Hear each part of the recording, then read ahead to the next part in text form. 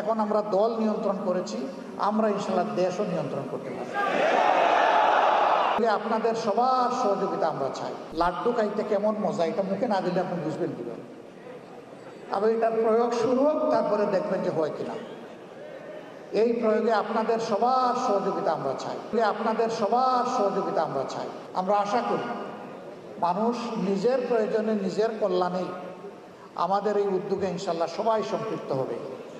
আমরা তার আলামত চতুর্দিকে এখন দেখতে পাচ্ছি আলহামদুলিল্লাহ। এখন আমাদের বিভিন্ন ধর্মের ভাইয়েরা আসছেন আমাদের সাথে ওপেন মঞ্চে, পাবলিক মিটিংয়ে। তারা নিজের থেকেই বলছেন 54 বছর জামাত ইসলামের কোনো নেতাকর্মী আমাদের 1 ইঞ্চি জমি চলে বলে কৌশলে আমাদের কাছ থেকে কেড়ে নেয় নাই।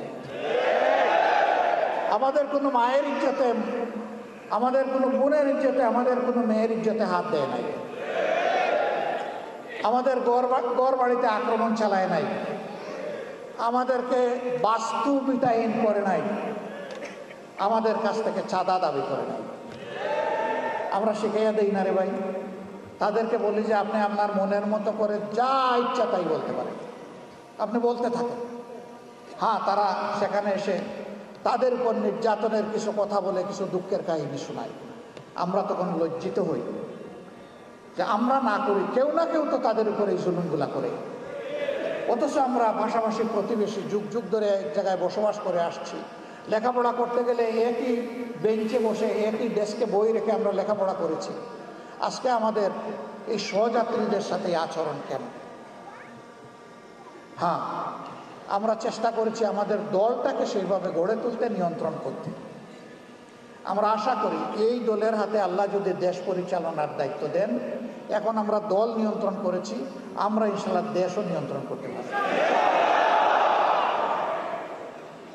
আমরা যখন নিজেরা ঘুষ খাবো না, যখন চাঁদা দাবি করবো না, যখন আমরা দখলদারিতে যাব না, তখন আশা করি বাকি সকলে বার্তা পেয়ে যাবেন এবং সকলের কান খাড়া হয়ে যাবে।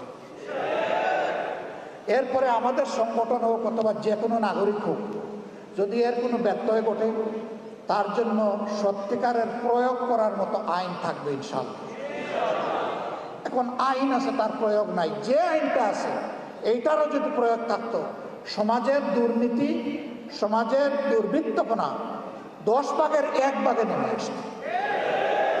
এটারও তো প্রয়োগ নাই।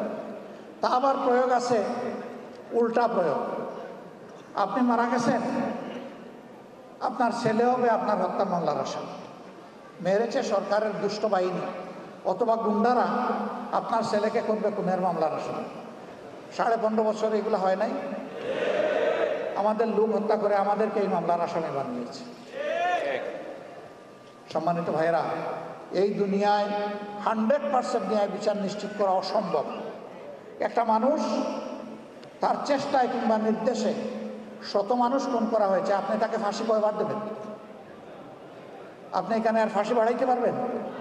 একবারে বেশি পারবেন না। কিন্তু আল্লাহ তাআলার কাছে জাহান্নামের শাস্তির বিভিন্ন স্তর আছে। আল্লাহ সেখানে তার পাওনা পরিমাণ শাস্তি তাকে দান করে। এই বিশ্বাস যদি মানুষের অন্তরে থাকে, তাহলে দুষ্কর্ম করার আগে তার কলজা থরথর করে কেঁপে উঠবে, ভূমিকম্প শুরু হয়ে যাবে।